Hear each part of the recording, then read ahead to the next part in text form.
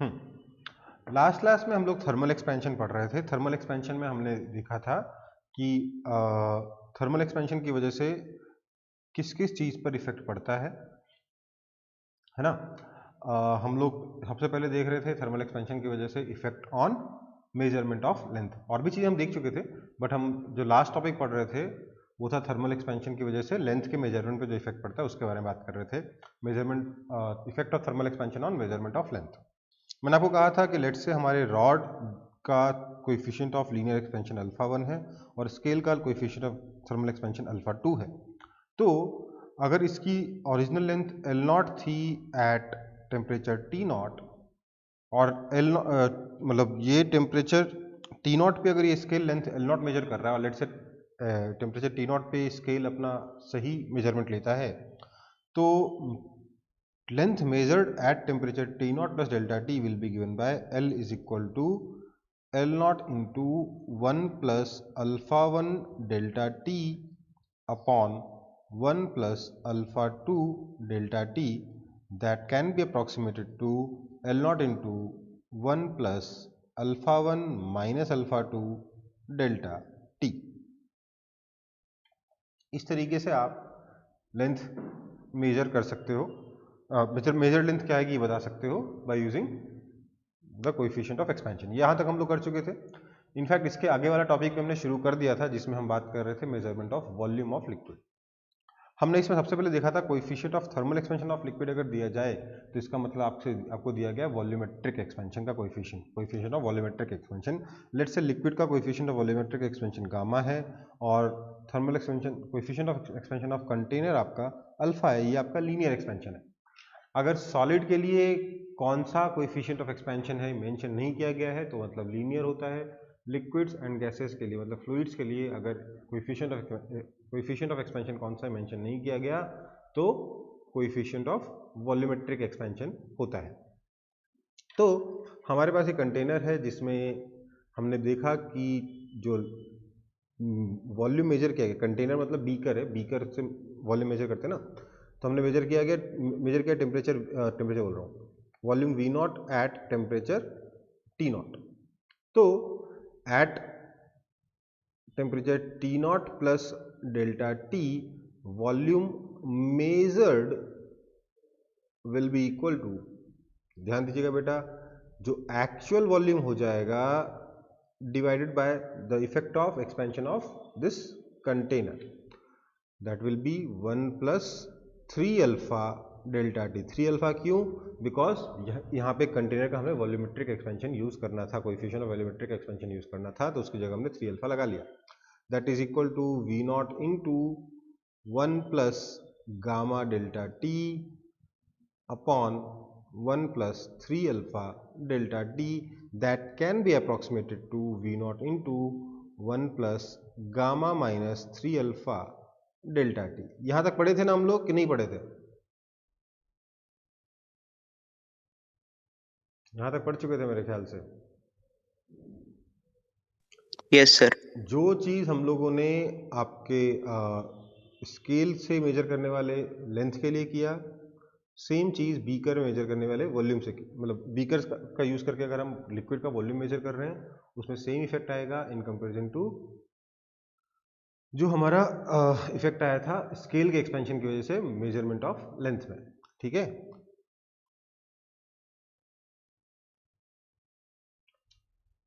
Okay बेटा।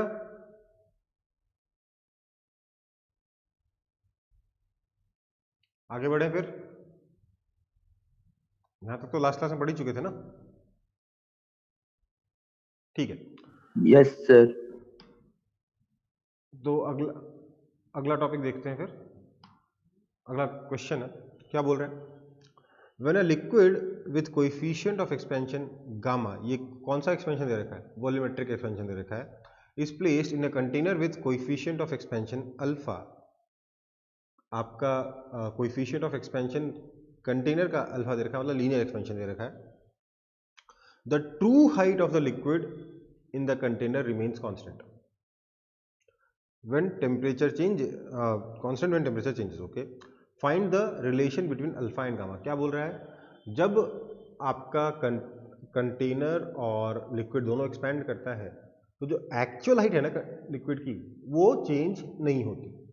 जो liquid की एक्चुअल हाइट है, जो ट्रू हाइट है, वो चेंज नहीं होती। मेजर हाइट के बारे में बात नहीं कर रहा हूँ, क्योंकि मेजर हाइट में आपका जो स्केल है उसका एक्सपेंशन हो जाएगा।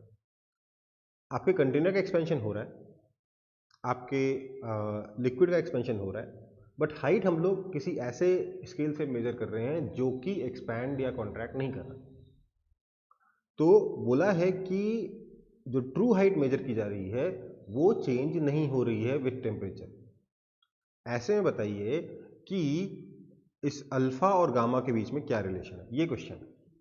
ठीक, हम बोलेंगे भैया हाइट होता कितना है, तो सर हाइट होता है वॉल्यूम अपॉन एरिया, यही होता है ना हाइट।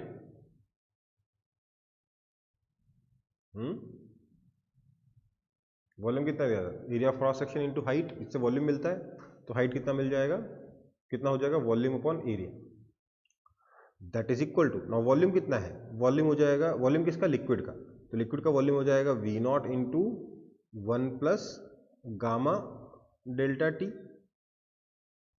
और बेस का जो एरिया है, कंटेनर के बेस का एरिया, वो बेस भी तो एक्सपेंड करेगा, तो उसका एरिया हो जाएगा ए नॉट इंटू 1 प्लस, आपके कंटेनर के लिए मेरे को चाहिए कोएफिशिएंट ऑफ एक्सपेंशन सरफेस का, क्योंकि एरिया एक्सपेंड कर रहा है, तो इसमें यहाँ लिखेंगे हम लोग 2 अल्फा डेल्टा टी। 2 अल्फा क्यों आया, क्योंकि सिग्मा जो है, सॉरी बीटा जो है 2 अल्फा के बराबर होता है, कोएफिशिएंट ऑफ सरफेस एक्सपेंशन जो है वो 2 अल्फा के बराबर होता है। So this is equal to constant, मतलब ये टेम्परेचर के साथ चेंज नहीं हो रहा। नाउ वी नॉट और ए नॉट तो कांस्टेंट ही है, इसका मतलब यहाँ पर ये 1 plus gamma delta T upon 1 plus 2 alpha delta T, ये टेम्परेचर के साथ चेंज नहीं हो रहा है, इसमें डेल्टा टी की कोई भी वैल्यू डालो सेम आता है। ओके, तो इसका मतलब ये हो गया कि अगर ये कांस्टेंट है तो इसका मतलब मैं ऐसे लिख सकता हूँ कि 1 plus gamma delta T is equal to that constant C, ये सी के लिए मैं निकाल लूंगा, that constant C into 1 plus 2 alpha delta T. This implies 1 minus C plus gamma minus 2 alpha C delta T is equal to 0। अब देखो delta T की कुछ भी वैल्यू, ये पूरा 0 होना चाहिए, मतलब ये क्वांटिटी, ये टर्म तो 0 होनी चाहिए, इंप्लाइज जो कांस्टेंट सी आया वो 0 है। ये कांस्टेंट सी को मैंने यहाँ डाला तो मुझे क्या मिला, gamma minus 2 alpha C is equal to 0, मतलब कि gamma minus 2 alpha is equal to 0, this implies gamma is equal to 2 alpha. ये आपका आंसर है। देखो आप डायरेक्टली बोल सकते थे कि ये कांस्टेंट कब होगा, जब ये वाला टर्म और ये वाला टर्म कैंसिल हो जाएगा, इसका मतलब गामा और 2 अल्फा इक्वल होने चाहिए, और कोई उपाय नहीं। ठीक है, कोई दिक्कत।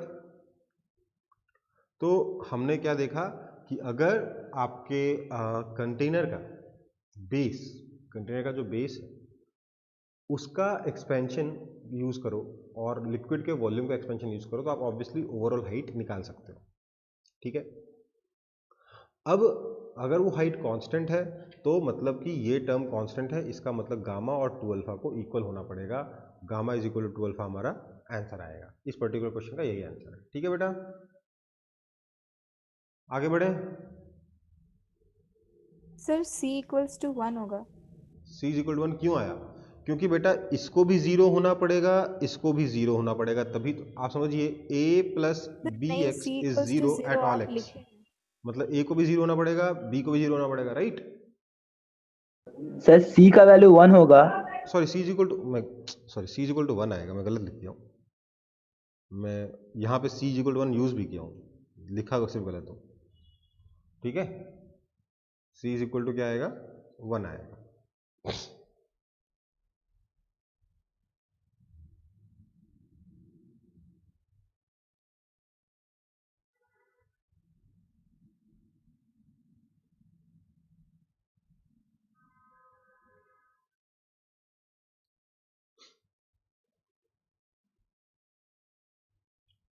आगे बढ़े।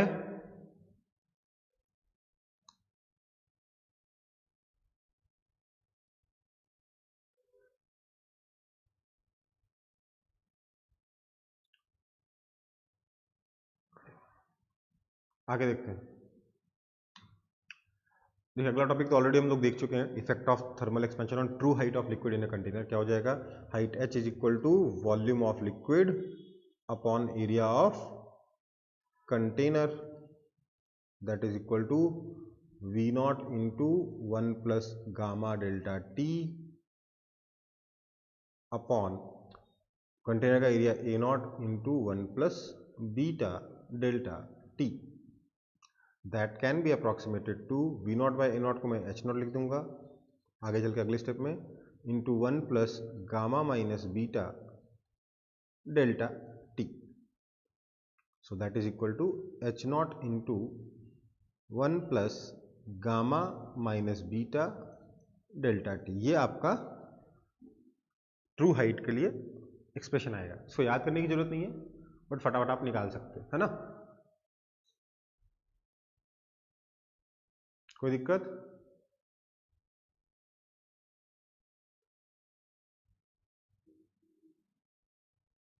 ठीक, आगे बढ़ता हूं। ये इलस्ट्रेशन है, आप लोग खुद से ट्राई करेंगे।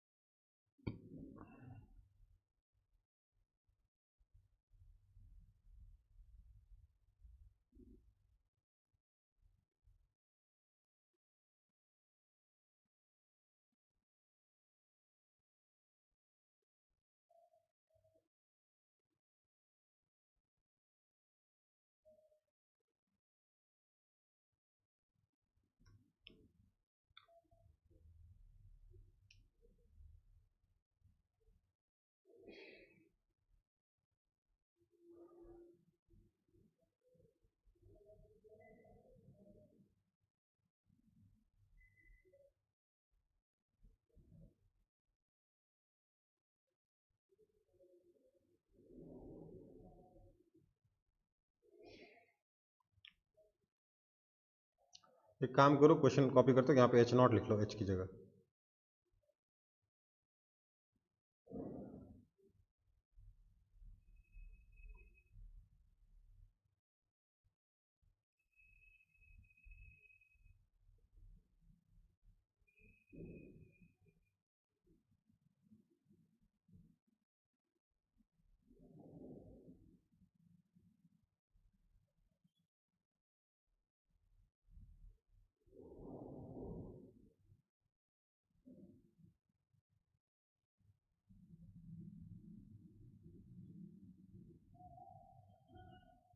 नहीं हुआ?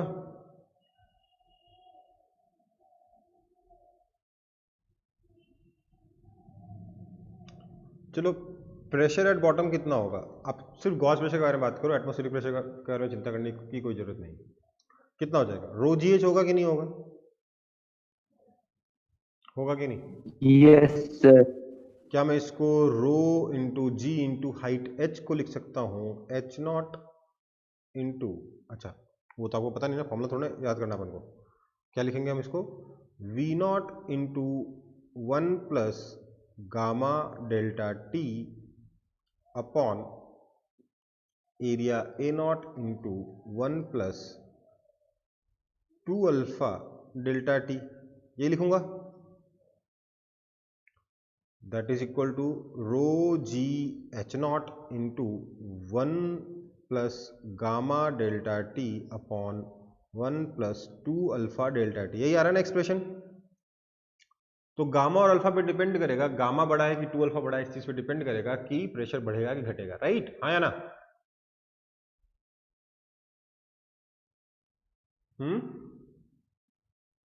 हाँ या ना?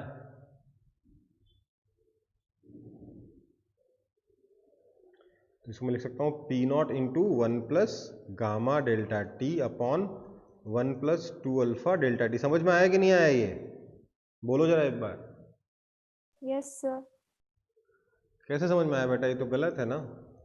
क्यों गलत है? गलत इसलिए है क्योंकि rho is not constant. Density rho is equal to rho naught upon 1 plus gamma delta T. याद आया कुछ? डेंसिटी भी चेंज होती है कि नहीं होती? Yes, sir. Yes, sir. Therefore pressure क्या हो जाएगा? Rho naught upon 1 plus gamma delta T G H naught into 1 plus gamma delta T upon 1 plus 2 alpha delta T. 1 plus gamma delta T 1 plus gamma delta T cancel हो गया, that is equal to P naught upon 1 plus 2 alpha delta T. समझ में आई बात? ये हुआ आपका pressure. Pressure कितना हो गया? P naught upon 1 plus 2 alpha delta T.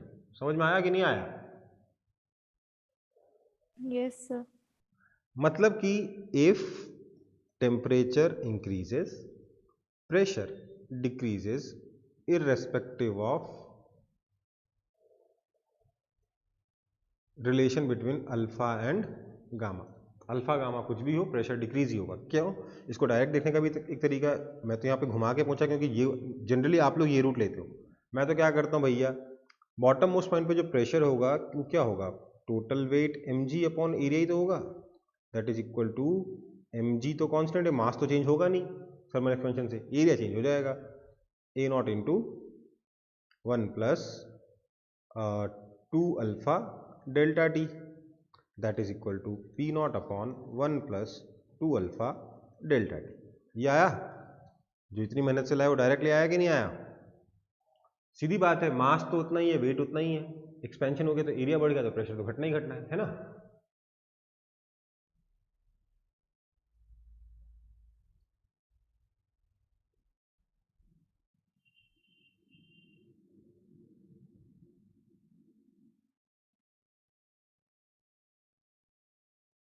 समझ में आया कि नहीं आया दोनों तरीका, दोनों मेथड्स?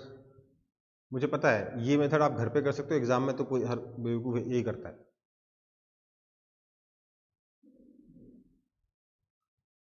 और इसलिए यहाँ पे जाके हर कोई गलती कर देता है क्योंकि ध्यान ही नहीं रहता कि डेंसिटी भी चेंज होती है। ध्यान रखना है इस चीज़ का, डेंसिटी भी चेंज होती है टेम्परेचर बढ़ने पे, कहीं और भी फंसाया जा सकता है इस तरीके से, है ना?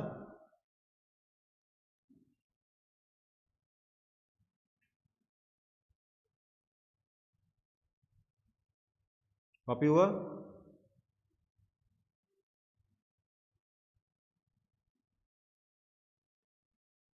Yes, sir. Okay. Effect on measurement of time using pendulum clock. अब देखो यार, यहाँ पर ना थोड़ी बहुत चीज़ें वो हैं जो आपके सिलेबस में अभी तक आपने नहीं पढ़ा है, उसको थोड़ा सा देख लेते हैं। सिलेबस में तो है वो सब, लेकिन अभी आपने नहीं पढ़ा, वो आगे वाले चैप्टर का यूज हो रहा है यहाँ पे। क्या है, एक काम करता हूँ मैं, सबसे पहले आपको इसलिए फॉर्मूला बता देता हूँ, ठीक है? लेट्स से हम लोग we use grandfather clock. Grandfather clock जानते हो?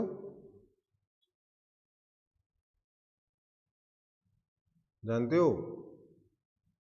To measure a time interval of T, measure time interval T. हमने ये time interval capital T measure करने के लिए, या कैपिटल टी नॉट बोल देता हूँ, कैपिटल टी नॉट मेजर करने के लिए हमने ग्रैंडफादर क्लॉक यूज किया। ग्रैंडफादर क्लॉक क्या होता है? पेंडुलम क्लॉक, वो जो बड़ा वाला पेंडुलम से ढन ढन करके बजता है ना, घंटा घर वाला घड़ी, उसके बारे में बात कर रहे हैं। तो लेट्स से हम लोग ग्रैंडफादर क्लॉक का यूज करते हैं, पेंडुलम क्लॉक का यूज करते हैं टाइम मेजर करने के लिए, टी नॉट टाइम मेजर करने के लिए। तो पहले फॉर्मूला बता रहा हूँ, डेरिवेशन बाद बताऊंगा। इफ टेम्परेचर राइजेस, अब दिक्कत यहाँ पे टाइम पीरियड भी यूज कर रहे हैं, टाइम भी यूज करूंगा, स्मॉल टी भी यूज करूंगा।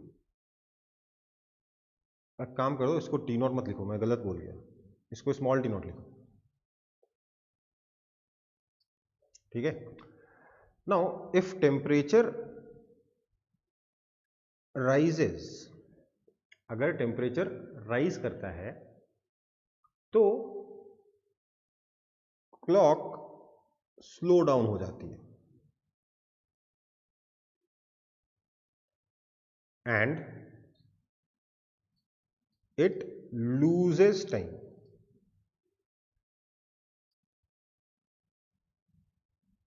It measures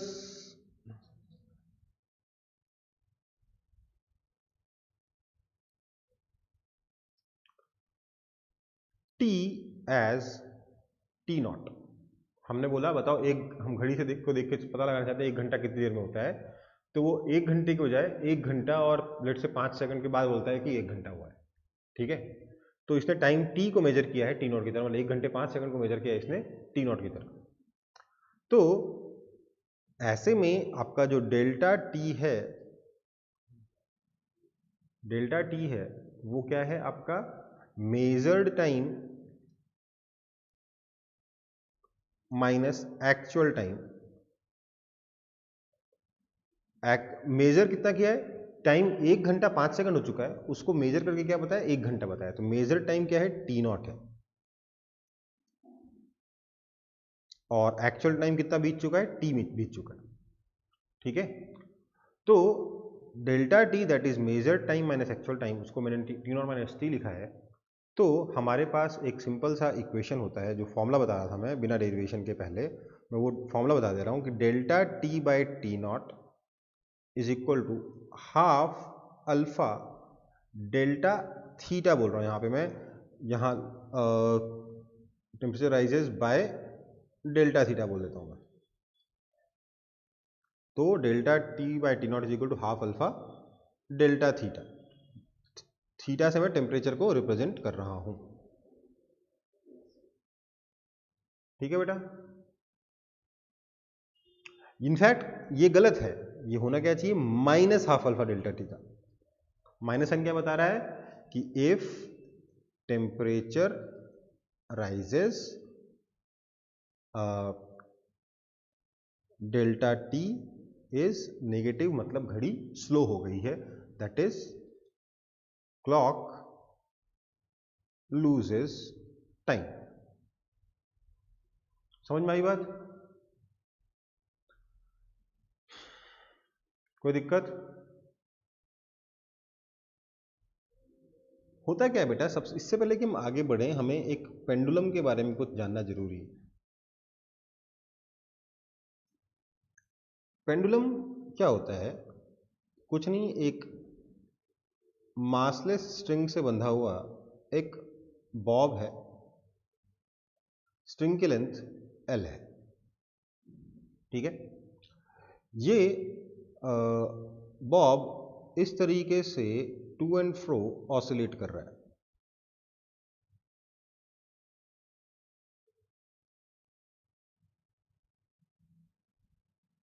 ठीक है, उधर जाता है, ऐसे ऐसे ऐसे ऐसे ऐसे ऐसे ऑसिलेट कर रहा है। समझते हो, सब लोगों ने देखा है बॉब को ऑसिलेट करते हुए? नहीं देखा है तो अभी भी किसी भी चीज को रस्सी से टांग के हल्का सा हिला दो, ऑसिलेट करने लग जाएगा, है ना। तो इसके ऑसिलेशन का जो टाइम पीरियड होता है, लेट्स से इसका मास बॉब का m है, तो टाइम पीरियड होता है 2 pi root under L by G. गौर कीजिएगा, इस टाइम पीरियड में ना तो ये मास आ रहा है और ना ही ये आ रहा है कि कितने एंगल थीटा तक आप इसको ले जाके छोड़ते हो। टाइम और मतलब टाइम जो है ये एंगल और मास दोनों पे ही से इंडिपेंडेंट है, ना तो इसको एम्पलीट्यूड से कोई मतलब है, ना ही इसको मास से कोई मतलब है इस केस में, आपके पेंडुलम के केस में। तो टाइम पीरियड का फॉर्मूला कितना है, 2 pi root under L by G. ठीक है, अब देखिए जरा, जब हम किसी चीज को गर्म करेंगे तो ये जनरली, ये मैंने आइडियल पेंडुलम के बारे में बात करी जिसमें रस्सी मासलेस थी, बट जो प्रैक्टिकल पेंडुलम होता है उसमें रस्सी मासलेस नहीं होती है, उसका फॉर्मूला लेकिन इसी फॉर्म में रहता है, इसी के आसपास का रहता है। होगा क्या, ये जो लेंथ है ना, लेंथ बढ़ जाएगा तो टाइम पीरियड बढ़ जाएगा। ठीक है, मतलब घड़ी को एक ऑसिलेशन करने में ज्यादा टाइम लगेगा, इसलिए घड़ी स्लो हो जाएगी। समझ में आई बात? कई बहुत कंफ्यूजन होता है इसमें, बहुत भयंकर कंफ्यूजन है। लोग बोलते हैं कि if length increases this means time increases, मतलब कि क्लॉक हैज बिकम फास्ट। ये गलत है, ध्यान दीजिए। टाइम नहीं बढ़ा है, टाइम मेजर टाइम नहीं बढ़ा है, टाइम पीरियड बढ़ा है। क्या बढ़ा है? टाइम पीरियड बढ़ा है। टाइम पीरियड बढ़ने का मतलब क्या हुआ कि घड़ी को एक ऑसिलेशन करने में ज्यादा टाइम लग रहा है, इसलिए घड़ी स्लो हो गई। समझते हैं कि आखिर का पेंडुलम क्लॉक वर्क कैसे करता है। इसको कॉपी कर चुके आप लोग? जल्दी जल्दी Yes, कॉपी कर लो sir. इसको। Yes sir. Wait. किसी का कॉपी नहीं हुआ है तो 10 सेकंड और दे रहा हूं।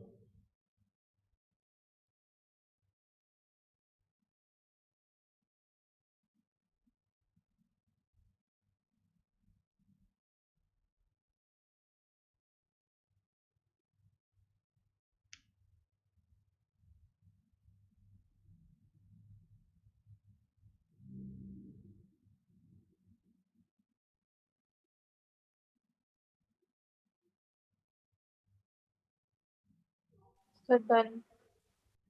ओके, आगे बढ़ रहे हैं।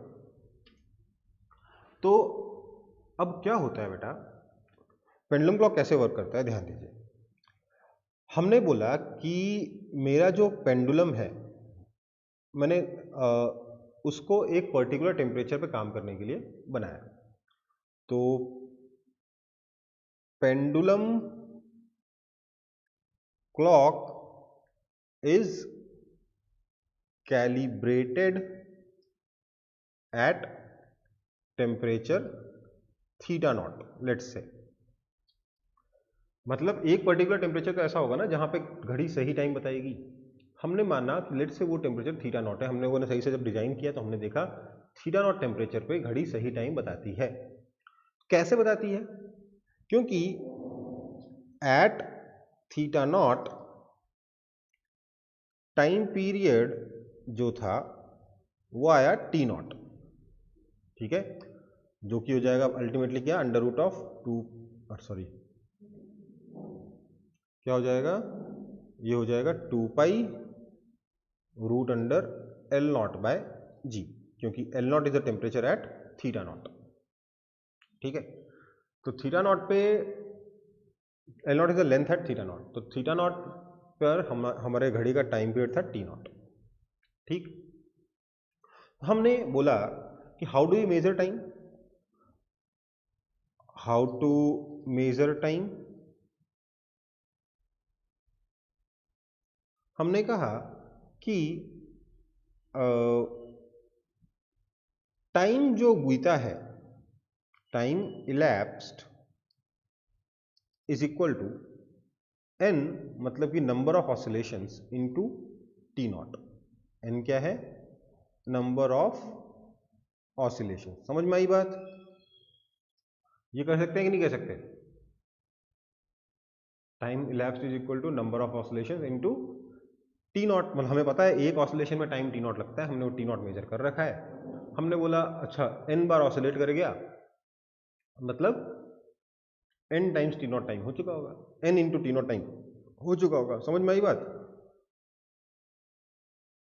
भाई देखो, हमने बोला कि थीटा नॉट टेम्परेचर हमने घड़ी बनाई, हमने बोला कि देखो एक ऑसिलेशन करने में 10 सेकंड लगते हैं, या चलो 2 सेकंड लगते हैं। घड़ी 40 बार ऑसिलेट कर चुका, घड़ी का पेंडुलम 40 बार ऑसिलेट कर चुका, तो बताइए कितना टाइम निकल गया? एक ऑसिलेशन में 2 सेकंड लगते हैं, 40 बार ऑसिलेट कर चुका है, तो कितना टाइम निकल गया?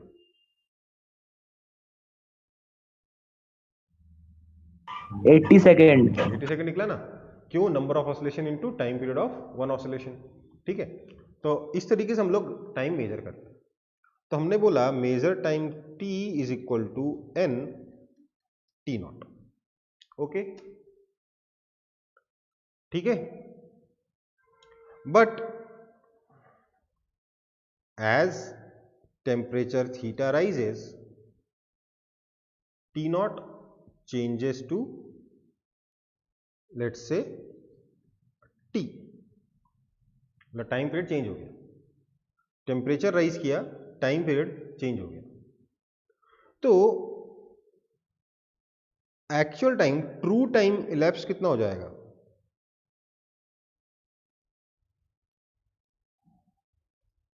ट्रू टाइम इलैप्स कितना हो जाएगा? ये n इंटू टी होगा।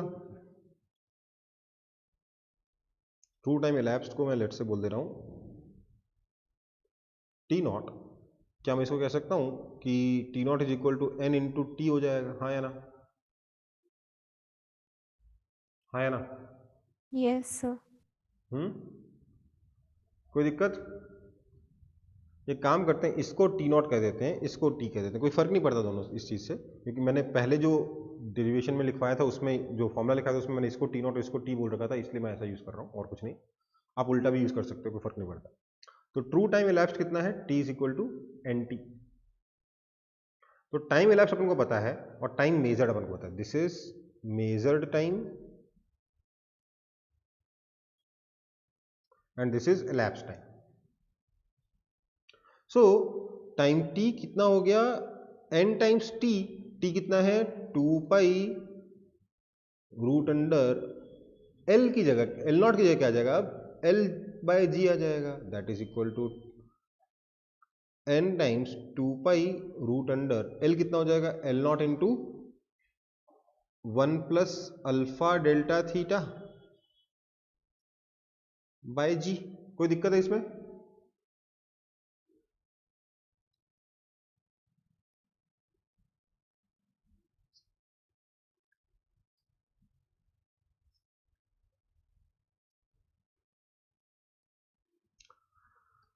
That is equal to n T naught into 1 plus alpha delta theta whole to power 1/2। यहां तक किसी को दिक्कत हो तो बता दो।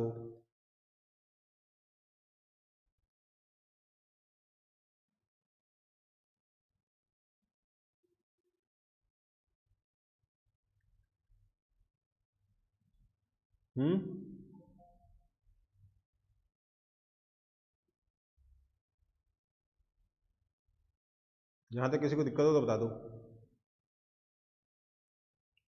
कोई दिक्कत नहीं।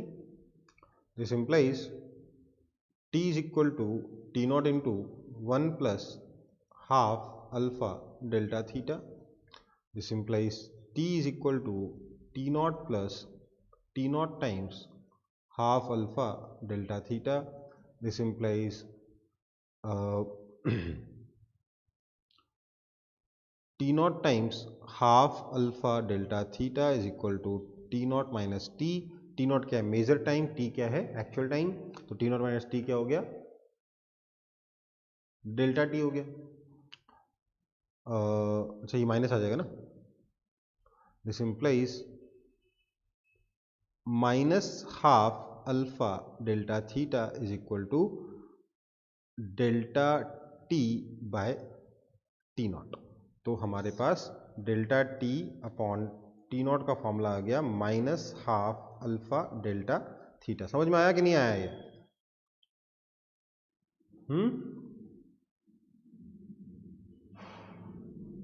अब देखो टी नॉट और टी ऑलमोस्ट तो इक्वल ही होंगे ना, घड़ी ऐसा तो है नहीं कि एक दिन में 24 घंटे में 18 घंटे दिखाएगी और आप उसको फॉलो करोगे घड़ी को, थोड़ा बहुत एरर होगा तभी ना फॉलो करोगे घड़ी को। तो टी नॉट और टी ऑलमोस्ट सेम ही है, तो अपन लोग ऐसे भी लिख सकते हैं इसको, delta T by T is equal to minus half alpha delta theta, एक ही बात है। ठीक है बेटा,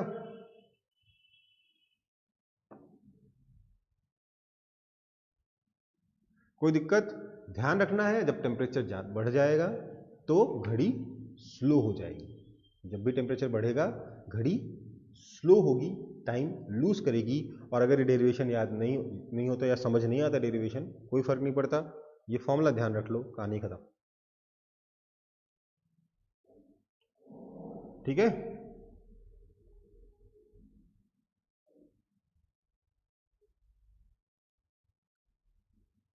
वैसे डेरिवेशन अगर समझ में आए तो अच्छा है, क्योंकि जो डिफिकल्ट क्वेश्चन आते हैं उनके लिए तो ये सब डेरिवेशन, इनके स्टेप्स वगैरह बीच में यूज हो जाते हैं ना, और जितना आप इन चीज़ों को समझोगे उतना ज़्यादा आपका दिमाग भी खुलेगा। ठीक है,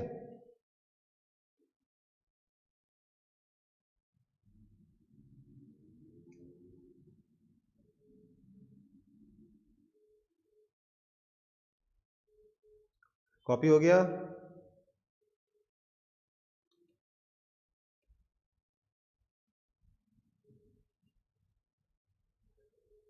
Yes, sir. आगे बढ़े। Yes, sir. Okay, a pendulum clock, example है, a pendulum clock calibrated to show the correct time at 20 degree Celsius is made of copper with alpha is equal to इतना। Okay, how much time will the clock lose or gain each day if average temperature is 30 degree Celsius. Average temperature of the day, पूरे 24 घंटे का average temperature 30 degree Celsius है और 20 degree Celsius पे इसको calibrate किया गया है। अल्फा हमें पता है, हमें बताना है कि बताओ एक दिन में कितना टाइम गेन करेगा या लूज करेगा।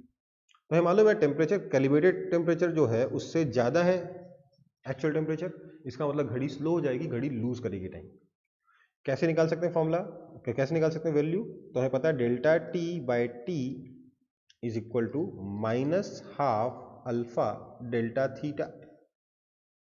This implies delta t by t is equal to minus 1 by 2 into alpha is 10 to power minus 5 into delta theta is 10.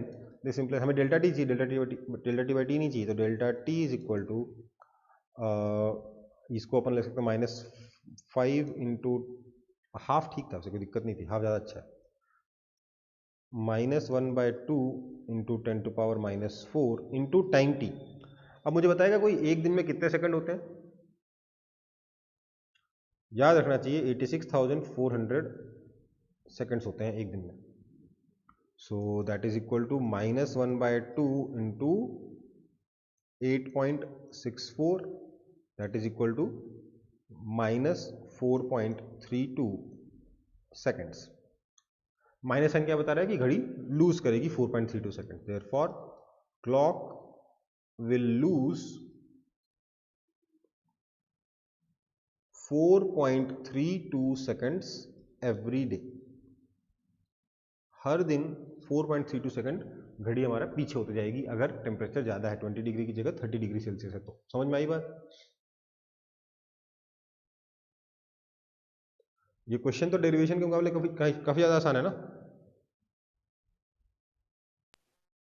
Yes sir.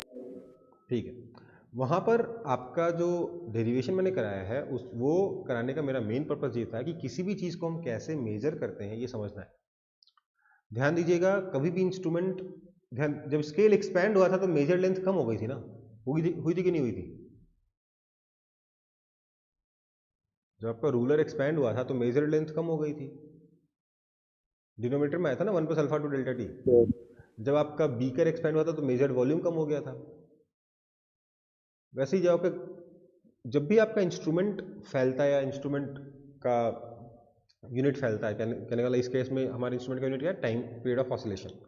वो अगर बढ़ता है तो मेजर्ड क्वांटिटी जो है वो हमेशा घट जाएगी, मतलब मेजरमेंट हमेशा छोटा आएगा। जब भी इंस्ट्रूमेंट बढ़ेगा या इंस्ट्रूमेंट का इंटरवल बढ़ेगा तब मेजरमेंट छोटी आएगी, यही चीज़ समझानी थी। ओके बेटा, क्यों आएगी? क्योंकि हम लोग कैसे मेजरमेंट लेते हैं वो उसके पीछे कारण है। क्या हमने मेजरमेंट लिया, कैसे मेजरमेंट लिया? हमने बोला कि घड़ी से टाइम मेजर करने के लिए हम देखेंगे number of oscillations into time period of घड़ी। ठीक है, अब टाइम पीरियड ऑफ घड़ी क्योंकि हमारे दिमाग में कुछ और है और एक्चुअली कुछ बढ़ गया तो नंबर ऑफ ऑसिलेशंस कम हो जाएंगे।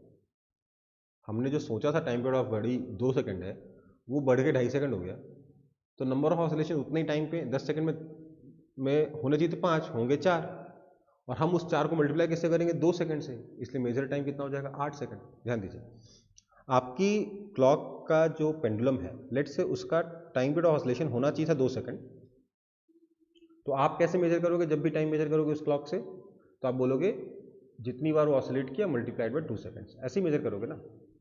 मान लो आपके पास क्लॉक नहीं है, आपके पास आप अपने हार्ट बीट का यूज़ करके लेट से टाइम मेजर करना चाहते हो, बहुत ही बेकार तरीके की घड़ी है, बट आपने कहीं किताब में पढ़ा कि 1 मिनट में 72 बार अपना हार्ट बीट करता है, तो आपने बोला ओके मैं टाइम मेजर करने के लिए अपनी हार्ट बीट का यूज़ करूँगा।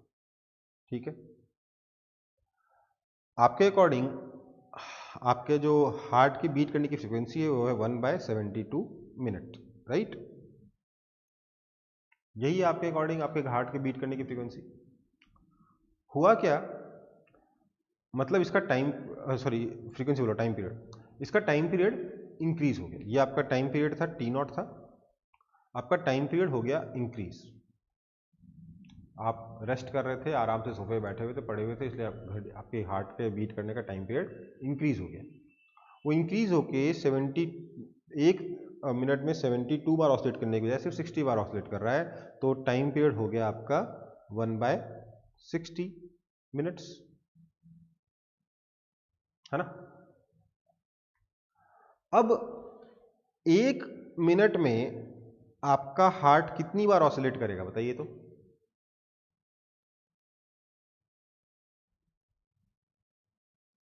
साठ बार ऑसिलेट कर रहा है ना, ये तो लिखा है। तो 1 मिनट में 60 बीट्स है।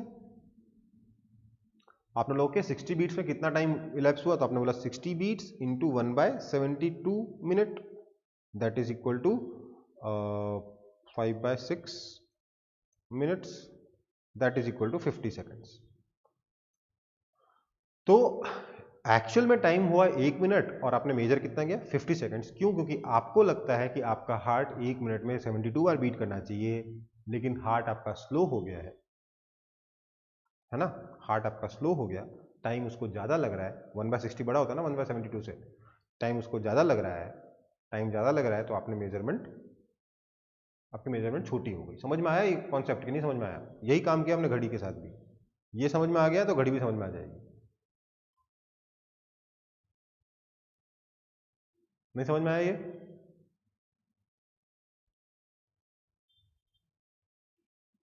देखो, आपको ये 1 मिनट पता नहीं है पहले से, ये इंफॉर्मेशन किसी और के पास है। आपको बस ये देखा कि कुछ होने में आपके हार्ट को 60 बीट्स लगे। आपको लगता है कि 1 मिनट में 72 बार बीट करता है, तो आपके हिसाब से 60 बार कितनी मिनट में बीट करेगा, कितना टाइम में बीट करेगा? 50 सेकंड में बीट करेगा, हाँ या ना? Yes, sir. और एक्चुअल में क्या हो गया था, आपको पता नहीं था ये बात, बट हुआ क्या था, आपका हार्ट 1 मिनट में सिर्फ 60 बार ही बीट कर रहा था, इसलिए मेजर टाइम क्या हो जाएगा,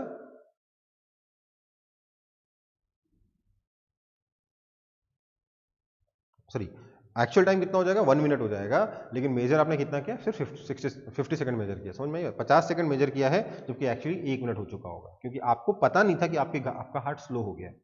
वही हाल हो रहा है घड़ी के केस में भी, टेम्परेचर बढ़ गया, हमें पता नहीं है घड़ी स्लो हो गई, ठीक है।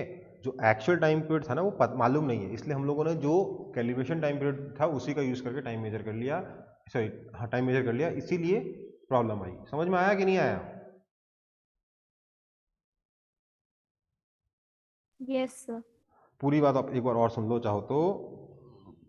देखो, आपने घड़ी को, इस क्वेश्चन में घड़ी को कैलिब्रेट किया है 20 डिग्री के टेम्परेचर पे, 20 डिग्री सेल्सियस पे आपका पेंडुलम सही रेट से ऑसिलेट करना चाहिए, ठीक है। पर हुआ क्या, टेम्परेचर बढ़ गया 30 डिग्री सेल्सियस। अब आप थोड़े कैलकुलेटर लेके बैठे थे, टेम्परेचर बढ़ गया, थर्मोमीटर लेके बैठे थे, टेम्परेचर बढ़ गया, घड़ी स्लो हो गई होगी, तो आपको पता नहीं है। टेम्परेचर 30 डिग्री सेल्सियस हो चुका है, बट आप टाइम पीरियड वही में यूज कर रहे हो ऑसिलेशन का पेंडुलम के, जो कि 20 डिग्री सेल्सियस पे था, क्योंकि वो तो घड़ी में आपने बता दिया ना कि भाई इतनी बार ऑसिलेट करेगा तो इतना मिनट, जब पेंडुलम इतनी बार ऑसिलेट कर जाएगा तो मिनट इतना बढ़ जाएगा, ये तो आपने घड़ी के अंदर सेट कर दिया ना। तो क्योंकि घड़ी को नहीं पता है कि टेम्परेचर बढ़ने से time period of oscillation of pendulum बढ़ जाएगा, इसलिए वो 20 डिग्री सेल्सियस के अकॉर्डिंग काम करेगी। इसलिए इवन दो घड़ी को ज्यादा टाइम लग रहा था एक ऑसिलेशन में, मेजर कम टाइम हो रहा था, इसलिए घड़ी टाइम लूज कर गई। समझ में आया? Yes, sir. ओके,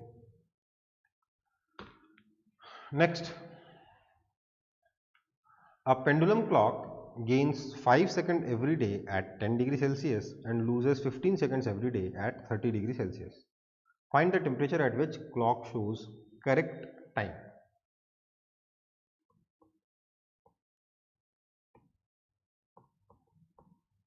देखो भैया, क्या बोला है, एक घड़ी है जो 10 डिग्री पे 5 सेकंड गेन करती है हर दिन, और 30 डिग्री पे 15 सेकंड लूज कर जाती है हर दिन, ठीक है।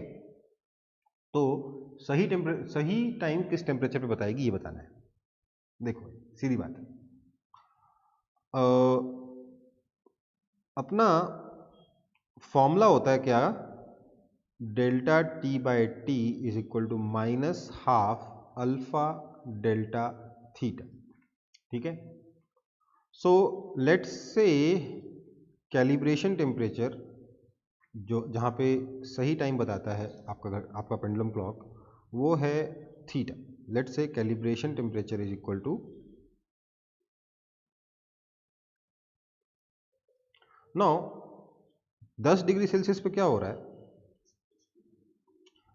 Delta T by T is equal to 5 seconds per day, क्योंकि गेन कर रहा है, is equal to -1/2 alpha. Delta theta कितना हो जाएगा, डेल्टा थीटा हो जाएगा क्योंकि टेम्परेचर 10 डिग्री है और एक्चुअल टेम्परेचर थीटा था। सो हमारे पास है 5 seconds per day is equal to, चलो माइनस ठीक है, -12 alpha 10 degree Celsius minus theta. ठीक है भैया। नाउ एट 30 डिग्री सेल्सियस हम सेम टू सेम इक्वेशन दोबारा लिखेंगे, बस इसका डेल्टा टी बाई टी कितना हो जाएगा, क्योंकि घड़ी लूज कर रही है 15 सेकंड, इसलिए हो जाएगा -15 seconds per day is equal to -12 alpha. Delta theta कितना हो जाएगा, temperature 30 degree Celsius minus calibration temperature theta. ये आपका इक्वेशन 1 है, इसको मैंने इक्वेशन 2 बोल दिया, और मैंने बोला let's divide the two equations, let's divide equation 2 with respect to with equation 1। तो -15/5 आ जाएगा, -3 हो जाएगा क्योंकि डे तो कैंसिल हो गया, is equal to -12 alpha cancel हो जाएगा, यह आ जाएगा 30 degree minus theta upon 10 degree minus theta. This implies -30 degree minus 3 theta is equal to 30 degree minus theta. This implies 60 degree -60 degree +3 theta. ये +3, हाँ ये +3 होगा ना, -60 degree is equal to -4 theta. This implies theta is equal to 15 degree Celsius. तो calibration temperature कितना हो जाएगा, 15 degree Celsius. समझ में आया कि नहीं आया?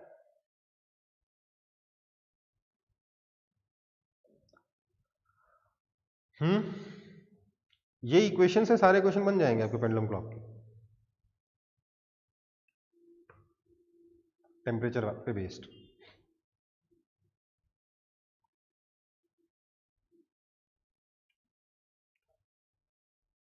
देखो तो अब ना इस चैप्टर का जो बेसिक पोर्शन था वो कंप्लीट हो चुका है, बट इसका आगे छोटा पोर्शन बचा है, बट इनसे क्वेश्चंस ज्यादातर बचे हुए पोर्शन से आते हैं। ठीक है, बहुत ही छोटा पोर्शन बचा हुआ है, बट बचे हुए इसी पोर्शन से, जो बचा हुआ पोर्शन उससे ज़्यादा क्वेश्चन आते हैं किसी भी एग्जाम में, तो उनको हमें थोड़ा डिटेल में देखना है। ठीक है,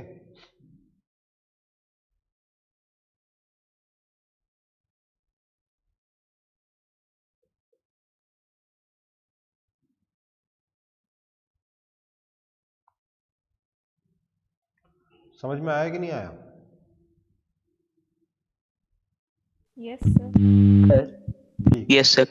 ओके बेटा। तो नेक्स्ट है हमारा बाई मेटेलिक स्ट्रिप। बेसिकली क्या हुआ है, हमने दो मेटल की पतली पतली स्ट्रिप्स को चिपका दिया है। किससे चिपका दिया है? बहुत ही जबरदस्त ग्लू से चिपकाया है। अपने ना फेविकॉल मान लो, फेविकॉल मुझे पता है मेटल चिपकाने का काम नहीं आता, बट मान लो फेविकॉल से बहुत ही अच्छा चिपकाया है, बहुत ही जबरदस्त तरीके से चिपक गया है, उखड़ ही नहीं सकते। कुछ इस तरीके से अपन ने दो मेटलिक स्ट्रिप्स को चिपका दिया। जैसे यहाँ पर आपको ये लेट से आपका एल्यूमिनियम है और ये लेट से आपका कॉपर है। एल्यूमिनियम और कॉपर दोनों की पतली पतली स्ट्रिप्स को हमने आपस में चिपका दिया। ओके बेटा, ठीक है। अब ये क्या इतना पतला हो जाएगा ना कि कुछ समझ में आएगा नहीं, तो इसलिए मैं थोड़ा इसी डायरेक्शन से थोड़ा सा जूम करके दिखा रहा हूं। तो मेरा स्ट्रिप कुछ ऐसा दिखेगा, है ना। ऊपर एल्यूमिनियम है, नीचे कॉपर। ओके बेटा, ठीक है बेटा। Yes sir. अब बताइए, अगर मैं इसको हीट करूंगा तो क्या होगा? दोनों एक्सपैंड होंगे, एल्यूमिनियम भी एक्सपैंड होगा, कॉपर भी एक्सपैंड होगा, है ना। Yes sir. लेकिन एक ज्यादा एक्सपैंड करेगा, दूसरा कम एक्सपैंड करेगा।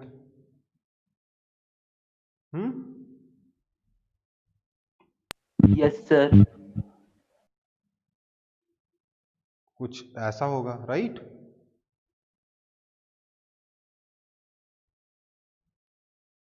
दोनों एक्सपैंड कर गए, है ना बेटा। होगा कि नहीं होगा ऐसा? No sir. ऐसा नहीं हो सकता। क्यों नहीं हो सकता? क्योंकि बीच में फेविकॉल लगा हुआ है, वो छोड़ेगा नहीं, है ना। समझ में आई बात? सो दिस इज नॉट पॉसिबल। तो क्या होगा, पहले यहां तक ड्रॉ कर लीजिए, फिर देखते हैं क्या होगा। अब ये मत बनाना, लिख देना हीट, ऐसे लिख देना, हीट सप्लाई की हम लोगों ने इसे, तो ये हो गया, ठीक है।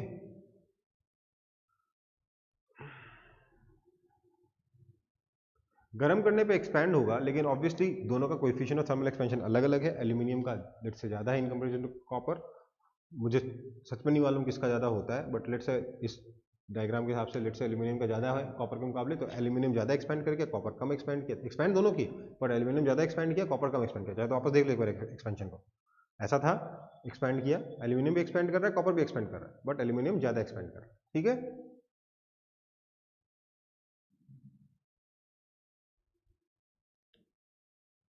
समझ में आया कि नहीं आया?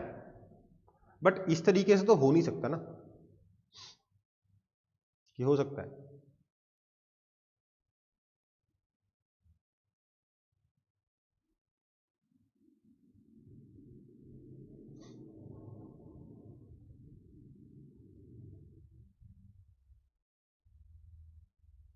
लेट्स से कॉपर का थर्मल एक्सपेंशन का coefficient alpha, let's say copper के coefficient of thermal expansion alpha 1 है और एल्यूमिनियम का अल्फा 2 है। लेट्स से इस डायग्राम में क्लियरली कौन सा बड़ा है? अल्फा 2 बड़ा है ना अल्फा 1 से, तभी तो एल्यूमिनियम ज़्यादा एक्सपेंड किया, कॉपर कम एक्सपेंड किया, है ना।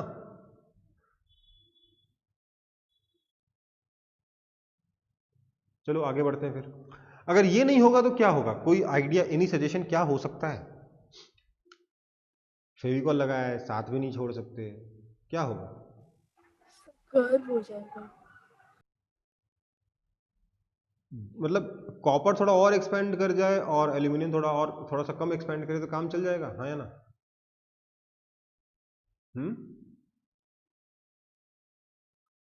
लेट्स से दोनों की लेंथ ओरिजिनली 100 थी, 100 सेंटीमीटर थी। ये बढ़ के होना चाहता था 125, ये बढ़ के होना चाहता था 110। तो दोनों कुछ कॉम्प्रोमाइज करके बोल सकते हैं ना, मैं दोनों 117 हो जाते हैं। हो सकता है कि नहीं हो सकता ऐसा? No sir. ऐसा हो सकता है, पर ऐसा नहीं होगा, क्योंकि उससे बेटर सॉल्यूशन इनके पास ऑलरेडी है। क्या है वो सॉल्यूशन?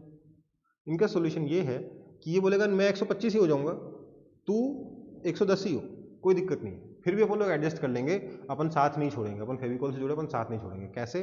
बाय डूइंग दिस, हम लोग ऐसे बेंड हो जाएंगे, है ना। बेंडिंग नीचे की तरफ होगी कि ऊपर की तरफ?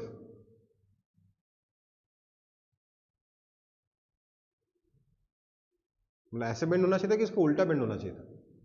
मतलब अंदर की तरफ कॉपर होना चाहिए या अंदर की तरफ एल्यूमिनियम होना चाहिए था, बताइए तो।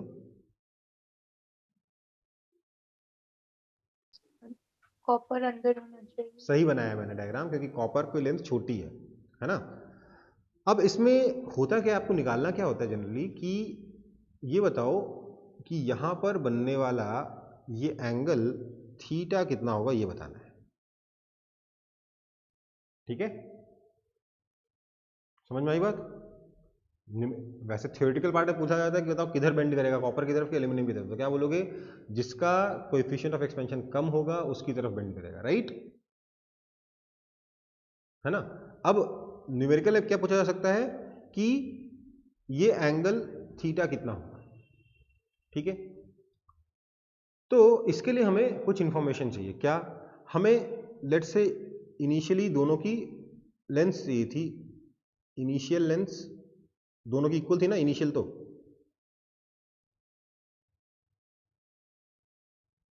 हमें यह भी दे रखा है कि कॉपर का कोएफिशिएंट ऑफ एक्सपेंशन अल्फा 1 है, एल्यूमिनियम का कोएफिशिएंट ऑफ एक्सपेंशन अल्फा 2 है, ठीक है।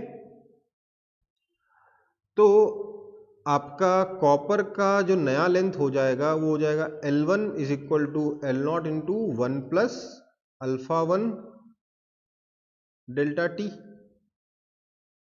और इसका जो नया लेंथ हो जाएगा वो L2 कितना हो जाएगा, ये हो जाएगा L0 into 1 plus alpha 2 delta T. यही होगा ना बेटा? यही होगा ना। लेकिन इसमें भी सोचिए कॉपर का ये जो अंदर वाला पार्ट है उसका लेंथ थोड़ा कम है, बाहर वाला पार्ट का लेंथ थोड़ा ज्यादा है, क्योंकि बाहर वाले का रेडियस थोड़ा ज्यादा है, राइट? बोल दिया करो। कॉपर में भी अंदर वाला लेंथ थोड़ा छोटा है, बाहर वाला लेंथ थोड़ा बड़ा है। होगा क्या एक्चुअली, हम जब ये लेंथ लिख रहे हैं L1 और L2, ये बेसिकली हम लोग किसकी लिख रहे हैं, इनके मिडल पार्ट की लिख रहे हैं, इसकी लिख रहे हैं, ठीक है? ये लेंथ L1 है, समझ में आई बात? ये वाली लेंथ जो है ना ये L1 है। सिमिलरली एल्यूमिनियम में ये वाली जो लेंथ है ये L2 है, ठीक है? सेंटर की लेंथ लिख रहे हैं, ओके बेटा? हमें एक इंफॉर्मेशन और दे रखी है कि इसकी थिकनेस T1 है और इसकी थिकनेस T2 है। थिकनेस भी हमें गिवन है, T1 एंड T2। तो मैं क्या बोल रहा हूं, देखिए, मुझे थीटा निकालना है। मैंने क्या बोला, मैंने बोला लेट से आप, अच्छा, आपका जो L1 हो जाएगा, क्या उसको R1 थीटा बोल सकता हूं, arc length is equal to radius into theta, और L2 को बोल सकता हूं क्या, R2 theta. This implies L2 minus L1 को मैं R2 minus R1 into theta बोल सकता हूं, हाँ या ना? बोल सकता हूं कि नहीं?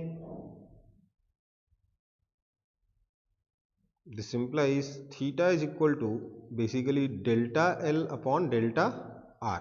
ध्यान रखिएगा इस चीज को, ठीक है? थीटा कितना आ गया, delta L upon delta R, मतलब कि L2 minus L1। L2 minus L1 कितना हो जाएगा, this is equal to L naught into 1 plus alpha 2 delta T minus L naught into 1 plus alpha 1 delta T upon delta R is, delta R मतलब यहाँ इसके इन दोनों के बीच में distance, ये इधर T1/2 इधर T2/2, तो कितना हो जाएगा, T1 प्लस T2/2, जहाँ T1 और T2 क्या है, थिकनेस है इन स्ट्रिप्स की, ठीक है बेटा? So this implies theta is equal to आ जाएगा, L नॉट तो कॉमन आ गया, L naught into alpha 2 minus alpha 1 delta T upon T1 plus T2/2, ठीक है बेटा?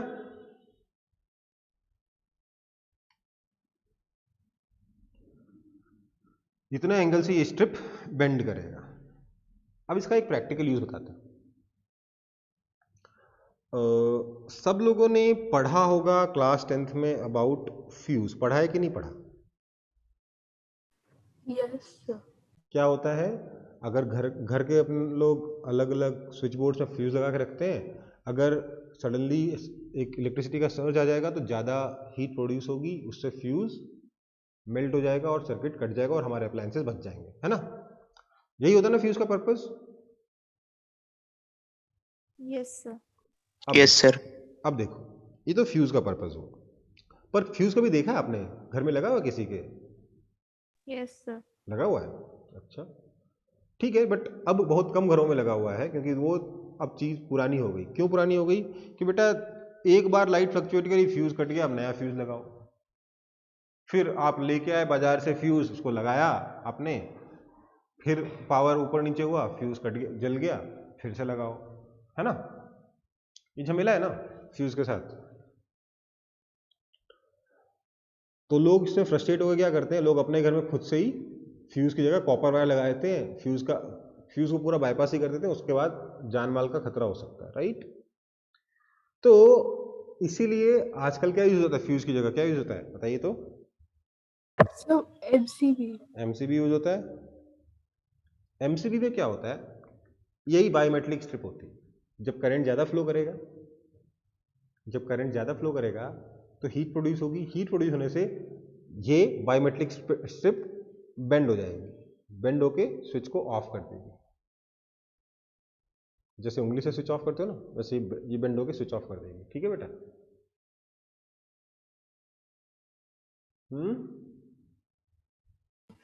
Yes sir.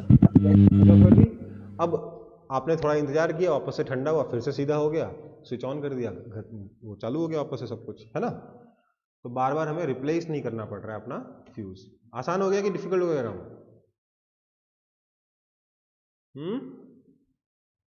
इजी हो गया ना काम।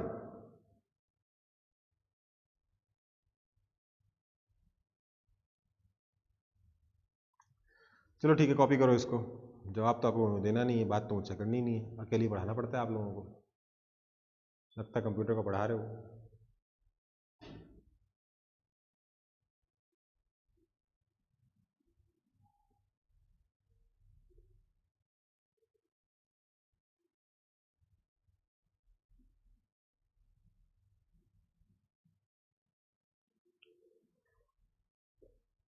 आगे बढ़ रहा हूं, कॉपी हो गया ना ये वाला? Yes, sir. Yes, sir. Okay, next है थर्मल स्ट्रेस एंड स्ट्रेन। देखो भाई क्या है, मेरे पास ये एक रॉड रखी हुई है, सिंपल रॉड रखी हुई है, कहीं से कोई फोर्स नहीं लग रहा, इसके ऊपर स्ट्रेस कितना है? इसका टेम्परेचर लेट से इनिशियली थीटा क्यों बोल रहा हूँ मैं, टी से रिप्रेजेंट करता हूँ, लेट से इनिशियल टेम्परेचर इसका टी नॉट था, तो एट टी नॉट स्ट्रेस कितना बताइए तो जरा इस पे, जीरो है कि नहीं है? कोई फोर्स तो लग ही नहीं रहा है ना। Yes, sir. जब टेम्परेचर टी नॉट था तब इसके ऊपर कोई स्ट्रेस नहीं। अब हमने क्या किया, इसको हीट किया, टेम्परेचर को बढ़ाकर T naught plus delta T कर दिया, तो ये एक्सपैंड करेगा कुछ इस तरीके से, है ना। Yes, sir. तो मुझे बताइए at T naught plus delta T stress कितना है?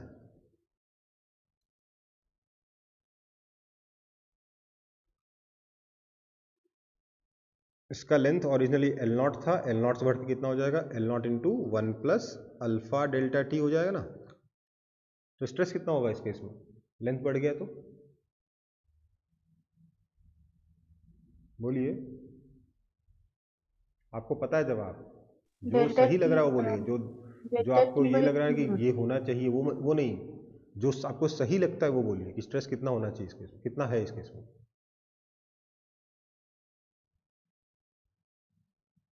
दिमाग में दो आंसर्स आ रहे होंगे आपको, उसमें से जो सही लग रहा है ना, जो अगर मैं एक बात बोलूं तो आप दूसरी बात के लिए आर्ग्यू कर पाओ, वो बात बोलिए।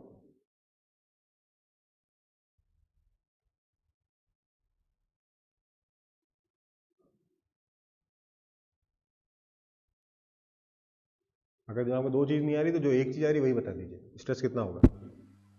Delta T by T naught. Stress हो जाएगा जीरो, क्यों? क्योंकि फोर्स तो अभी भी नहीं है। मुझे बताइए तो स्ट्रेन कितना होगा?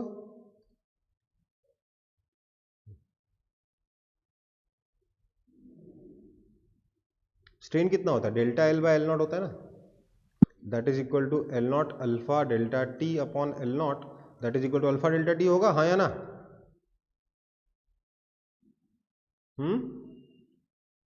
बोलो। Yes, sir. नहीं, स्ट्रेन भी जीरो है। अब आप बोलोगे सर कैसे, सर लेंथ तो बढ़ गया फिर स्ट्रेन कैसे जीरो है सर? ध्यान दो, थर्मल स्ट्रेस और स्ट्रेन क्या होता है, मैकेनिकल रीजन से की वजह से जो फोर्स बाय एरिया लग रहा है उसको स्ट्रेस डिफाइन किया हमने, और मैकेनिकल फोर्स मतलब फोर्स की वजह से जो लेंथ में एक्सटेंशन आया ना, उस delta L by L not को हम लोग स्ट्रेन की तरह डिफाइन किए थे, राइट है ना बेटा, यही ना किए थे। Yes, sir. इस केस में कोई मैकेनिकल फोर्स तो लग नहीं रहा। ध्यान दीजिएगा, टेम्परेचर टी नॉट पर एल नॉट नेचुरल लेंथ है, और T naught plus delta T पर L naught plus delta L ये नेचुरल लेंथ है। नेचुरल लेंथ चेंज हो जा रही है, कोई एक्सटेंशन या कंप्रेशन, या कोई कंप्रेशन यहां पर नहीं है, कोई टेंशन यहां पर नहीं, राइट, इसलिए कोई स्ट्रेस या स्ट्रेन यहां पर नहीं। समझ में आई बात? समझ में आया कि नहीं आया? बोलो। ध्यान दीजिएगा, नेचुरल लेंथ चेंज हो गई है आपकी, आपके रॉड की नेचुरल लेंथ चेंज हो गई है, इसमें कोई स्ट्रेस या स्ट्रेन डेवलप नहीं हुआ है, नेचुरल लेंथ चेंज हुई है, एक्सटेंशन नहीं आया है। ठीक है, होता है क्या है फिर सर हम ये टॉपिक पढ़ क्यों रहे हैं, मतलब हीट की वजह से कोई स्ट्रेस स्ट्रेन तो आया नहीं, मतलब बिल्कुल नहीं आया बेटा, आता भी नहीं है, तो हम ये टॉपिक पढ़ क्यों रहे हैं? हम ये टॉपिक पढ़ रहे हैं इस पर्टिकुलर केस के लिए, जिसमें रॉड को हम गर्म करेंगे, रॉड एक्सपैंड होना चाहेगा, बट क्योंकि दो रिजिड सपोर्ट्स के बीच में है ये एक्सपैंड हो नहीं पाएगा। समझ में आई बात?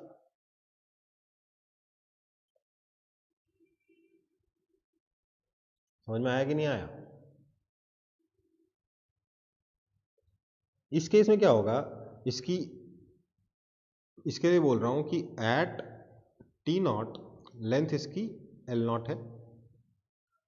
अब मैंने टेम्परेचर बढ़ा दिया, टी नॉट से बढ़ा के T naught plus delta T कर दिया, तो इसकी लेंथ कितनी होनी चाहिए? इसकी लेंथ बढ़ जानी चाहिए कुछ इस तरीके से, है ना? ऐसे बढ़ जानी चाहिए ना इसकी लेंथ। Yes sir. पर बढ़ पाएगी क्या? नहीं, ये रिजिड सपोर्ट बढ़ने नहीं देगा। ठीक है, T naught plus delta T पे इसकी length L not into 1 plus alpha delta T होना चाहिए था, बट इससे हम लोग घटाकर एल नॉट कर देंगे। हम नहीं, मतलब ये वाला जो रिजिड सपोर्ट है ये इसका लेंथ घटाकर लेंथ को डिक्रीज कर देगा बाय डेल्टा एल, है ना? Yes sir. तो यहां पर क्या हुआ, हम अगर सिंपली इसको देख रहे होंगे तो हमें देखने पे क्या लगेगा, कुछ भी नहीं हुआ, ना एक्सपेंशन हुआ ना कंप्रेशन हुआ, हमें लगेगा कि भैया कोई स्ट्रेस स्ट्रेन डेवलप नहीं हुआ, बट एक्चुअल में स्ट्रेन डेवलप हो चुका है, इसलिए स्ट्रेस भी डेवलप हुआ होगा, मतलब ये जो रिजिड सपोर्ट है इस पे फोर्स लगा रहा होगा, राइट? है ना? है ना? तो मेरा डेल्टा एल कितना हो जाएगा? डेल्टा एल हो जाएगा L naught alpha delta T, इसका मतलब स्ट्रेन हो जाएगा delta L by L naught that is equal to alpha delta T, ये स्ट्रेन हो जाएगा। This is called thermal strain. Therefore thermal strain कितना आ गया? Alpha delta T. ठीक है, दिस इंप्लाइज थर्मल स्ट्रेस कितना आ गया? y alpha delta T, Young's modulus into alpha delta T. समझ में आई बात? और ये कैसा है? This is compressive. अगर डेल्टा टी नेगेटिव हो जाएगा तो ऑटोमेटिकली क्या हो जाएगा? टेंसाइल हो जाएगा, है ना? समझ में आई बात? कोई कंप्रेशन या टेंशन नहीं आ रहा था पहले, इसलिए यहां पर कोई स्ट्रेस नहीं है, कोई स्ट्रेन नहीं है, पर इस केस में स्ट्रेस और स्ट्रेन है, और इसी को हम लोग थर्मल स्ट्रेस और स्ट्रेन कहते हैं। समझ में आया? हाँ या ना? बता दो फटाफट। Yes, sir. Yes sir. Okay, ये कॉन्सेप्ट हमेशा ध्यान रखना, किताबों में भी गलत लिख देते हैं।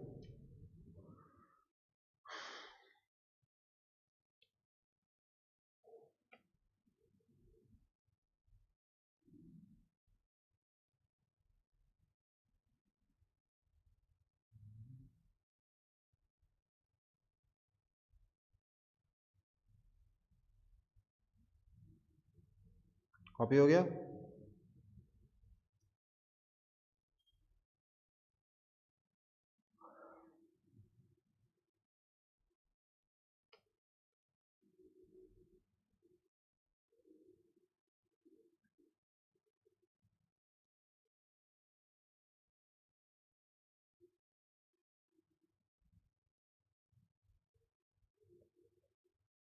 Yes, sir. Noted.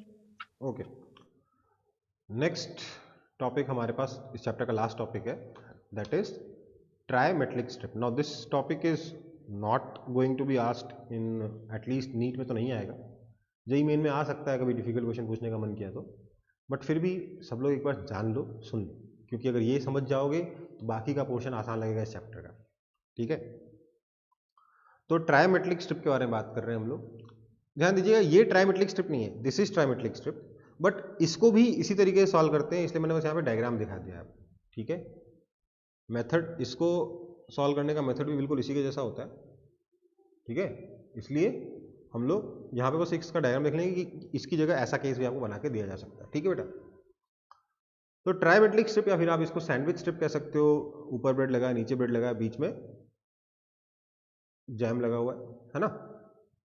एक्चुअल में क्या, ऊपर एल्यूमिनियम है, नीचे भी एल्यूमिनियम है और बीच में आपका कॉपर है। ठीक है बेटा, क्या हो रहा है कि आपको दे रखा है कि एट टी नॉट दोनों की लेंथ एल नॉट है, एल्यूमिनियम का यंग्स मॉडुलस y1 है, कॉपर का यंग्स मॉडुलस y2 है। इसका क्रॉस सेक्शन एरिया A1 है, इसका भी A1 है और बीच वाले कॉपर का क्रॉस सेक्शन एरिया A2 है। ठीक है बेटा, ठीक है। Yes sir. अब हमें ये बताना है कि इसको अगर हम इस सिस्टम को गर्म करेंगे तो क्या होगा। इस सिस्टम को अगर हम हीट करते हैं तो क्या होगा।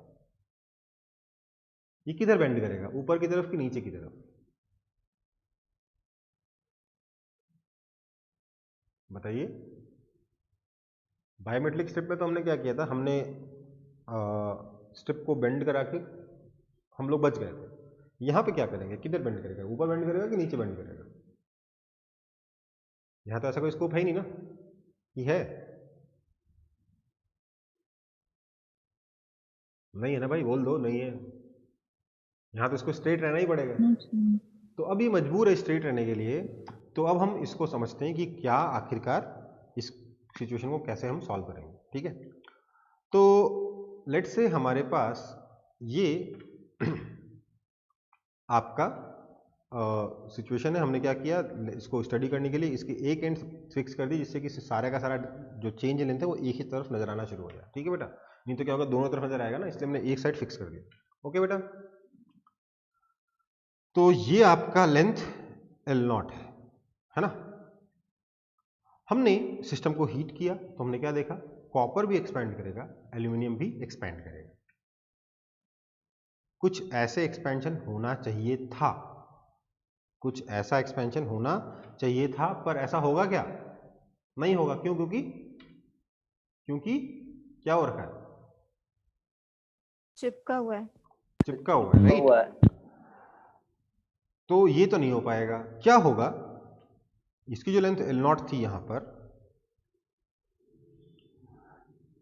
ये तो मतलब ऐसे थी ना, है ना, ये तो एल नॉट है ही है।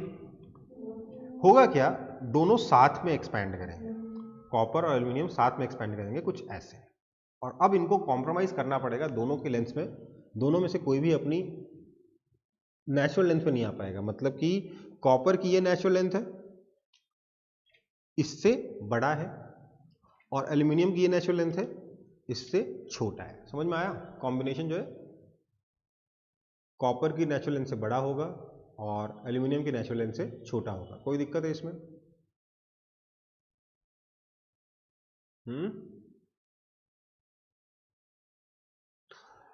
यहां पे एक चीज और देख लेते हैं, जो क्या क्या लिखा था, A1 Y1 लिखा था, ये भी A1 Y1 था और ये आपका A2 Y2 था, राइट। तो लेंथ में एडजस्टमेंट करना पड़ेगा, दोनों को कॉम्प्रोमाइज करना पड़ेगा। ठीक है, क्या हो गया है आपका, ये L1 हो गया है, ये आपका L2 हो गया है, कॉपर का लेंथ, ये एल्यूमिनियम का लेंथ L1 हो गया है, और ये लेंथ आपकी हो चुकी है L। ठीक है, कोई दिक्कत? कोई दिक्कत? No sir. ये हो गया है आपका डेल्टा L1 और ये हो गया है डेल्टा L2। यहां नहीं बनाना तो इधर बना लो। ये हो गया है आपका डेल्टा L2। थोड़ा बड़ा बनाना, मैं ये डायग्राम भी मेरा छोटा पड़ गया मेरे को।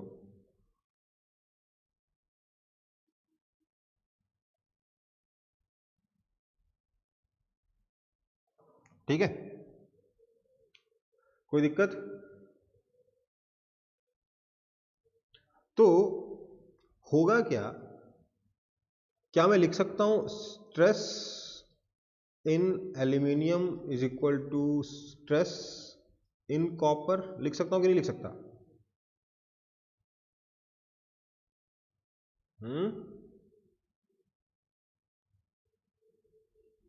बताओ, लिख सकता हूं कि नहीं? Yes, sir. मैं ये बिल्कुल नहीं लिख सकता, क्योंकि न्यूटन थर्ड लॉ स्ट्रेस के बारे में बात नहीं करता, वो फोर्स के बारे में बात करता है। क्या बात करता है? Force on aluminium is equal to force on copper. समझ में आई बात? ये लिखोगे आप। स्ट्रेस कैसे इक्वेट कर दोगे? जितना फोर्स दोनों एल्यूमिनियम के स्ट्रिप्स मिलके कॉपर पे लगाएंगे, उतना ही फोर्स कॉपर का स्ट्रिप दोनों एल्यूमिनियम स्ट्रिप्स को के ऊपर लगाएगा। समझ में आई बात?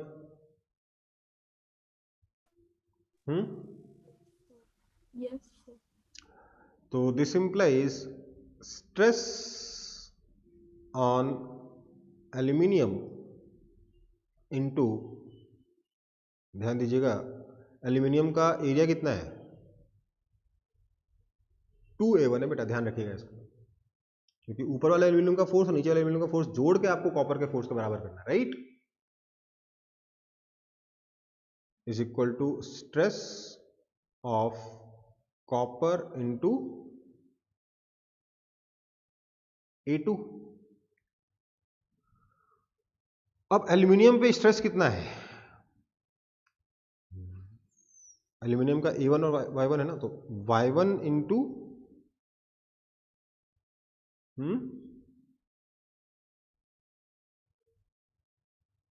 बताइए, Y1 into delta L1 bye L1 लिख लो या L1 लिख लो, कोई फर्क नहीं पड़ेगा, क्योंकि सारी लेंथ ऑलमोस्ट इक्वल ही है, ठीक है? तो Y1 into delta L1 bye L0, ये हो गया stress on aluminium into 2A1 force on aluminium is equal to stress on copper कितना हो जाएगा? Y2 into delta L2 bye L0 into A2, ठीक है? This implies delta L2 is equal to, देखो L0 तो कैंसिल हो गया है, तो 2A1 Y1 upon A2 Y2 into delta L1। समझ में आई बात? ये समझ में आया कि नहीं आया? Yes, sir. मैंने ये काम क्यों किया? क्योंकि अगली चीज में लिखने जा रहा हूं, ध्यान दीजिएगा, अगली चीज में लिखने जा रहा हूं delta L1 plus delta L2 is equal to L1 minus L2। ये लिख सकता हूं?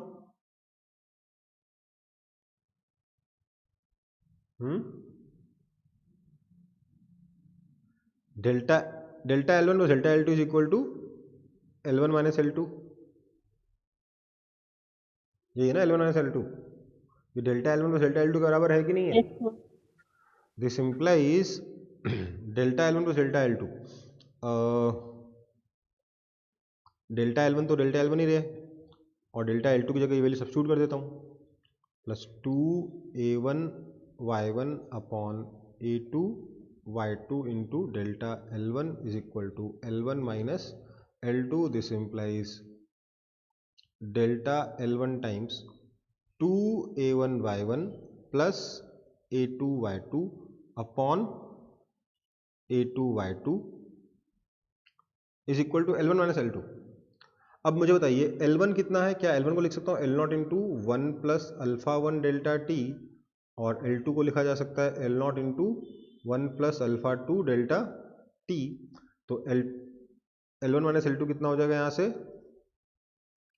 L0 into alpha 1 minus alpha 2 delta T. So ये हो जाएगा L0 into delta alpha delta T. This implies delta L1 is equal to आ गया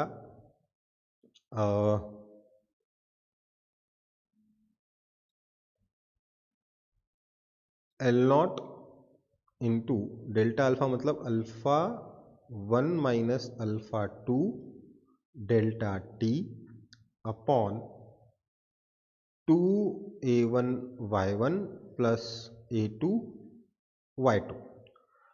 तो अगर मैं फाइनल लेंथ L लिखना चाहूँ, ये जो मैंने लेंथ L लिखना था ना, ये फाइनल लेंथ अगर मैं L लिखना चाहूँ तो this length L is equal to L1 minus delta L1। ठीक है, तो लेंथ L निकल जाएगी, आ जाएगी कि नहीं आ जाएगी? यहाँ डेल्टा L1 की वैल्यू डाल दी। समझ में आया कि नहीं आया?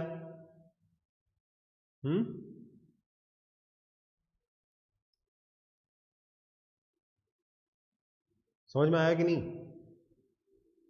Yes, sir. देखो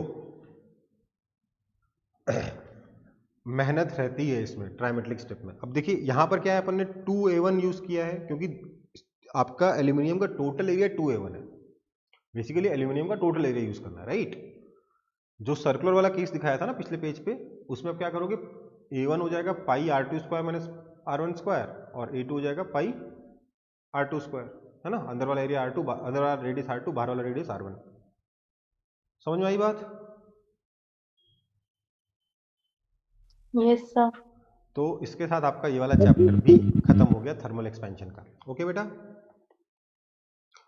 अब देखो मेरे को आपसे ना कुछ बातें करनी है आपके पढ़ने के तरीके को लेकर। तो पहले इसको फटाफट कॉपी कर लेंगे, फिर मेरे को थोड़ा 10 मिनट आपसे बात करना है कि आप पढ़ने में क्या कर रहे हो, क्या नहीं कर रहे हो, आगे क्या करना चाहिए आपको। ठीक है? सर क्या बोलो? सर डेल्टा L1 का वैल्यू डेल्टा, आपकी आवाज एकदम साफ नहीं आ रही बेटा।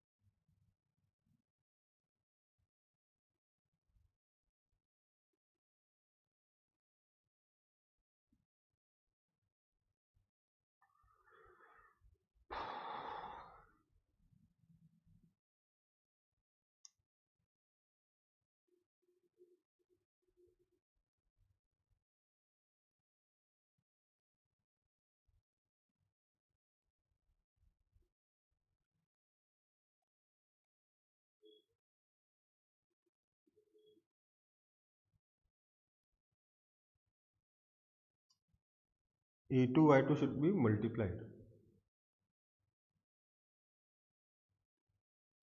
हाँ, यहाँ पे A2 I2 और आएगा, सॉरी।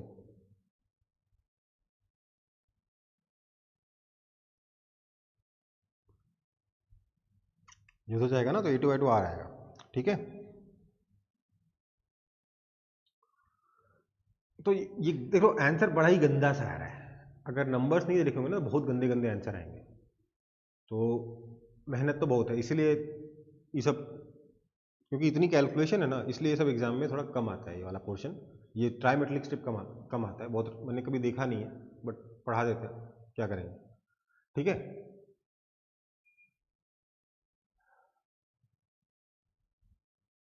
कॉपी हो गया?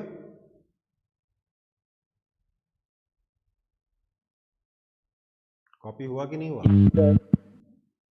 आगे बढ़ रहा हूँ फिर।